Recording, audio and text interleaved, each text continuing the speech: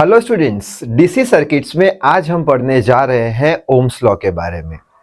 ये Ohm's law हमने standard 10th और 12th दोनों में पढ़ के रखा है, जिसमें हमें ये पता था कि ओम्स लॉ जो होता है वो होता है V बराबर आई आर, जहाँ पे V होता था पोटेंशियल या वोल्टेज, I करंट और R होता था रेजिस्टेंस, जो भी रेजिस्टर हमने यूज किया है उसका।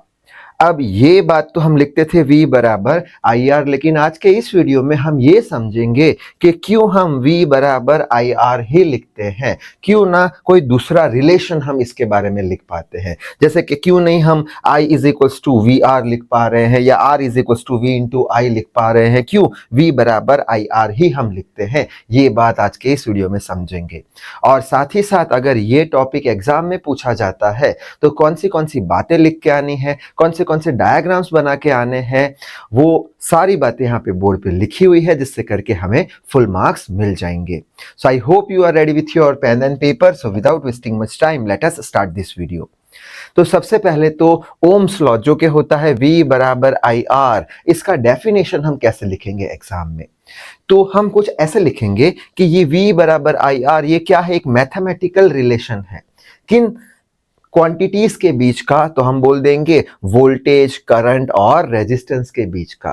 तो जो मैथमेटिकल रिलेशनशिप होता है वोल्टेज, करंट और रेजिस्टेंस के बीच का, वो मैथमेटिकल रिलेशन को हम बोलते हैं ओम्स लॉ।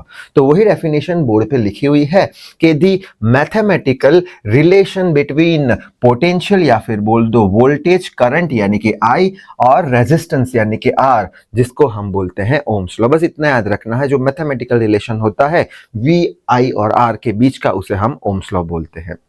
अब क्वेश्चन आएगा कि हम ये जो इक्वेशन है V बराबर आई आर, इसको प्रूव कैसे करें, इसको डिराइव कैसे करें। तो उसके लिए हम एक एक्सपेरिमेंट परफॉर्म करेंगे।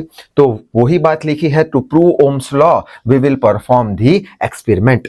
अब एक्सपेरिमेंट हम कैसे परफॉर्म करेंगे, तो उसके लिए हम कुछ सर्किट बनाएंगे। वो ये सर्किट डायग्राम हम बनाएंगे एग्जाम में, जिसके अंदर हम एक V वोल्ट की बैटरी ले लेंगे। ये V वोल्ट की बैटरी के साथ हम एक रेजिस्टर जिसका रेजिस्टेंस R होगा वो कनेक्ट कर देंगे। बाद में ये V वोल्ट की बैटरी से कितना करंट फ्लो हो रहा है, कितना करंट निकल रहा है, वो मेजर करने के लिए हम एक ए मीटर लगा देंगे।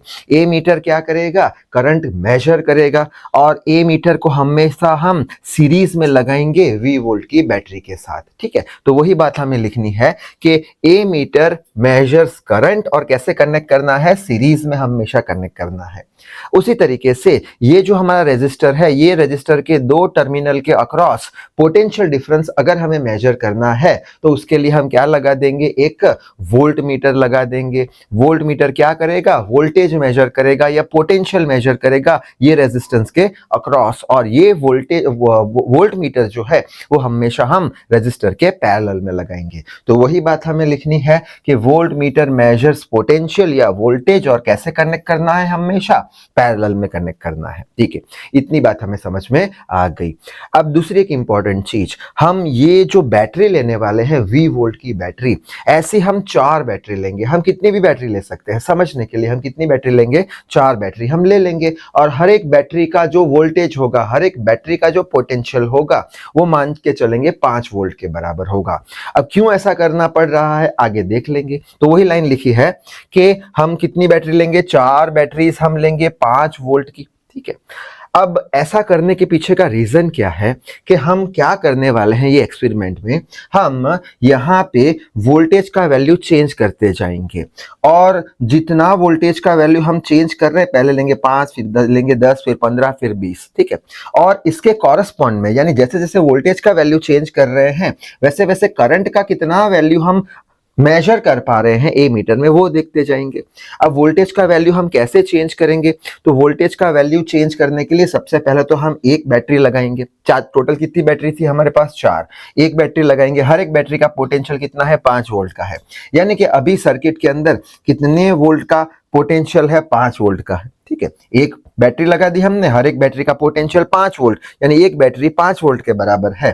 तो 5 वोल्ट का, एक ही बैटरी लगाई है अभी, तो 5 वोल्ट का पोटेंशियल आ गया। 5 वोल्ट के पोटेंशियल पे एमीटर कितना रीडिंग बता रहा है करंट का, तो हम बोल देंगे कि 1 एम्पियर बता रहा है, ठीक है। और V बाई आई कर देंगे, यानी 5/1, कितना आंसर आ गया हमारा, 5 आंसर आ गया। इतनी बात समझ में आ गई। अब हम क्या करेंगे नेक्स्ट, यानी करना क्या है हमें, पोटेंशियल, अलग अलग पोटेंशियल पे पोटेंशियल चेंज करके करंट का वैल्यू मेजर करना है हमें। तो वही बात लिखी है, by changing the value of V measure the value of I, ठीक है। इसलिए हमने 4 बैटरी ली है और हर एक बैटरी का पोटेंशियल 5 वोल्ट के बराबर है। एक बैटरी कनेक्ट करी, 5 वोल्ट का पोटेंशियल था जो हमें पता है, उसमें से कितना करंट फ्लो हो रहा है वो एमीटर ने हमने बता दिया, ठीक है। और V बाई आई कर दिया, आंसर आ गया 5, ठीक है। आगे बढ़ लेते हैं। अब हम करेंगे 2 बैटरी लगाएंगे, यानी नंबर ऑफ बैटरी में 2 कनेक्ट कर दी, 2 कनेक्ट कर दी, यानी 1 का 5 तो 2 का 10, तो ये 10 वोल्ट आ गया। 10 वोल्ट यहाँ पे है, उसमें से कितना करंट फ्लो हो रहा है एमीटर बता देगा। सपोज करते हैं 2 एम्पियर का करंट, वापस से V बाई आई कर देंगे, 10/2 कितना आ जाएगा, 5 आ जाएगा। अच्छा, अब हम क्या करेंगे, 3 बैटरी लगाएंगे, 3 बैटरी लगाएंगे, 1 का 5, 2 का 10, 3 का 15, तो 15 का पोटेंशियल हमने यहाँ पे लगा के रखा है। अब ए मीटर हमें बता देगा कि अब करंट कितना फ्लो हो रहा है, तो हम बोल देंगे 3 एम्पियर का रीडिंग बता रहा है। अच्छा, वापस से V बाई आई कर देंगे, 15/3 कितना हो जाएगा, 5, ठीक है। वापस से हम एक और बैटरी बढ़ा रहे हैं, यानी 4 बैटरी हमने लगा दी, 4 बैटरी लगा दी, यानी 1 का 5 तो 4 का 4 5 20, तो 20 वोल्ट का पोटेंशियल है। तब ए मीटर हमें एक और रीडिंग बता रहा है, नया करंट, कितना करंट फ्लो हो रहा है, सपोज 4 एम्पियर का। वापस से V बाई आई कर देंगे, 20/4 कितना आ जाएगा, 5 आ जाएगा, ठीक है। तो ऐसा ऑब्जर्वेशन टेबल हमने बना दिया है। अब ये ऑब्जर्वेशन टेबल जो हमने बनाया है उस पे से हम एक कंक्लूजन निकाल सकते हैं। कौन का कंक्लूजन निकाल सकते हैं कि अगर हम V का वैल्यू बढ़ाते हैं, 5 से 10 करते हैं, तो करंट का वैल्यू भी बढ़ रहा है, 1 से 2 हो रहा है। यानी कि V का वैल्यू 5 से 10 यानी डबल किया, तो करंट का वैल्यू भी 1 से 2 यानी डबल हुआ। V का वैल्यू 5 से 15 किया, यानी 3 गुना किया, तो करंट का वैल्यू भी 1 से 3 हुआ, यानी 3 गुना हुआ। V का वैल्यू अगर हमने 4 गुना किया, 5 से 20 किया, तो करंट का वैल्यू भी 4 गुना हो गया। यानी कि हम क्या बोल सकते हैं, जैसे जैसे V बढ़ाएंगे वैसे वैसे सर्किट में I भी बढ़ेगा। और V कैसे बढ़ेगा, प्रोपोर्शन में बढ़ेगा, यानी कि V का वैल्यू डबल किया तो करंट भी डबल, V का वैल्यू ट्रिपल किया तो करंट भी ट्रिपल, ठीक है। यानी V कैसे बढ़ेगा या I कैसे बढ़ेगा, V बढ़ाने पर I कैसे बढ़ेगा, डायरेक्टली प्रोपोर्शन में बढ़ेगा, यानी कि V जो है डायरेक्टली प्रोपोर्शन I है। तो वही बात हम लिख पाएंगे यहाँ पे कि from the table we can say that V is directly proportional to I। जैसे जैसे V बढ़ाते जाएंगे, जैसे जैसे V बढ़ाते जाएंगे I भी बढ़ता जाएगा, ठीक है। बाद में ये प्रोपोर्शनलिटी साइन हटा देंगे हम, तो उसके लिए प्रोपोर्शनलिटी कांस्टेंट लगाना पड़ेगा। तो हम प्रोपोर्शनलिटी जो साइन है वो हटा के एक प्रोपोर्शनलिटी कांस्टेंट R लगा दिया। R क्या है, एक प्रोपोर्शनलिटी कांस्टेंट, R क्या है, एक कांस्टेंट है, जिससे हम लिख पाएंगे V बराबर IR। I को आगे लिख दिया, R को पीछे लिख लिया, ये हो गया हमारा ओम्स लॉ, ठीक है। ऐसे हमने इसको डिराइव कर दिया। अब ये बोलना क्या चाहता है, V बाई आई करते हैं तो R आता है, V बाई आई करते हैं तो R आता है। यहाँ पे हमने V बाई R करके रखा है। ये सारी वैल्यू किसके बराबर होगी, कांस्टेंट के बराबर होगी। कांस्टेंट को क्या बोला है, R, यानी रेजिस्टेंस, रेजिस्टर का। यानी कि यहाँ पे जो ये एक्सपेरिमेंट में हमने जो रेजिस्टर लगाया है उसका कितना वैल्यू होगा, उसका वैल्यू होगा 5 ओम के बराबर, ठीक है। यानी ये क्या हो गया, हमारा कांस्टेंट हो गया। और कितना रेजिस्टेंस लगाया हमने, 5 ओम का हमने रेजिस्टेंस लगाया, इसलिए हम बोल देंगे V बाई आई बराबर कांस्टेंट है। और ये कांस्टेंट किसका वैल्यू बताता है, जो सर्किट में हमने रेजिस्टर लगाया है उसके रेजिस्टेंस का वैल्यू बताता है। तो V बाई आई बराबर R हो गया, उस पे से हम ये लिख सकते हैं V is equal to I है। तो ये हमारा ओम्स लॉ प्रूव हो चुका है। अब यही बात को हम ग्राफ के तौर पे भी समझ सकते हैं। यहाँ पे हमने y एक्सिस पे V लिया है, यानी ये जो हमारा V है रीडिंग है 5 10 15 20, वही लिया है 5 10 15 20। और x एक्सिस पे हमने करंट का वैल्यू लिया है जो ए मीटर बताता था, ये रहा हमारा करंट का वैल्यू। x एक्सिस पे 1 2 3 4, तो लिखा है 1 2 3 4, ठीक है। अच्छा, बस अभी हमारे पास टेबल है, टेबल पे से हम प्लॉट कर सकते हैं। 5 1, यह रहा 5, ये 1, ये पॉइंट प्लॉट हो गया। दूसरा है 10 2, तो ये 10 2 दूसरा पॉइंट प्लॉट हो गया। 15 3, तो ये हो गया 15 यहाँ पे, और ये 3 यहाँ पे तीसरा पॉइंट, और चौथा पॉइंट 4 20, ये रहा हमारा 4 और ये रहा 20। ये सारे 20 4, ये रहा 20 और ये रहा 4, 20 पोटेंशियल है और 4 करंट है। और ये पॉइंट प्लॉट करने के बाद हम एक स्ट्रेट लाइन बना देंगे ये पॉइंट में से पास होता हुआ। बाद में ये जो ग्राफ हमने बनाया है उसका हम क्या मेजर कर देंगे, स्लोप मेजर कर देंगे। स्लोप कैसे हम मेजर करते हैं अगर मालूम हो तो, एक कोई भी दो पॉइंट ले लेंगे, कोई भी दो पॉइंट, उसमें से एक ऐसे लाइन बना देंगे, कैसे लाइन बना देंगे, ये हो गया हमारा स्लोप का वैल्यू, ठीक है। और स्लोप का इक्वेशन क्या होता है, मैथ्स में हम पढ़ चुके हैं, क्या होता है, delta y by delta x. ये क्या हो गया हमारा वाई एक्सिस का डेल्टा वाई, और ये क्या हो गया हमारा एक्स एक्सिस का डेल्टा एक्स, ठीक है। डेल्टा वाई को हम क्या बोल सकते हैं, मैक्सिमम माइनस मिनिमम, या फिर y2 minus y1। Delta x को क्या बोल सकते हैं, maximum minus minimum, x2 minus x1। y2 minus y1 करना है, y2 माइनस y1 करना है, तो बड़ा वैल्यू 20 है, छोटा वैल्यू 10 है, तो 20 माइनस 10 कर दिया। x2 माइनस x1 करना है, तो ये बड़ा वैल्यू 4 है, छोटा वैल्यू 2 है, तो 4 माइनस 2 कर दिया। आंसर क्या आएगा, 10/2, 10/2 यानी 5। यानी यहां से भी हम ये वाला जो हमारा r का वैल्यू है ये निकाल सकते हैं, जो कि 5 ओम के बराबर है।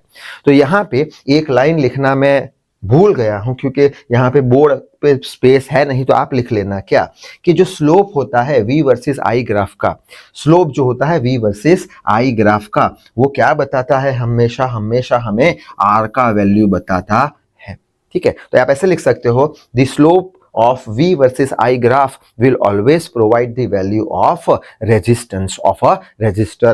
तो ये हो गया हमारा ओम्स लॉ। यहां तक लिख के आने पर हमें एग्जाम में फुल मार्क्स मिल जाएंगे। और अच्छे से थोड़ा समझ लेते हैं ओम्स लॉ को। जैसे कि ऐसा कुछ सर्किट डायग्राम में दे के रखा है, 110 वोल्ट की बैटरी है, 10 ओम का रेजिस्टर कनेक्ट किया है, कुछ करंट फ्लो I हो रहा है, और पूछा क्या है, find the value of current flow in the circuit. तो कैसे ढूंढेंगे, ओम्स लॉ लगा देंगे सीधा, V is equal to I R, I is equal to V by R. V कितना है 110, R कितना है 10, तो करंट का वैल्यू निकल के आ जाएगा 11 एम्पियर, ठीक है।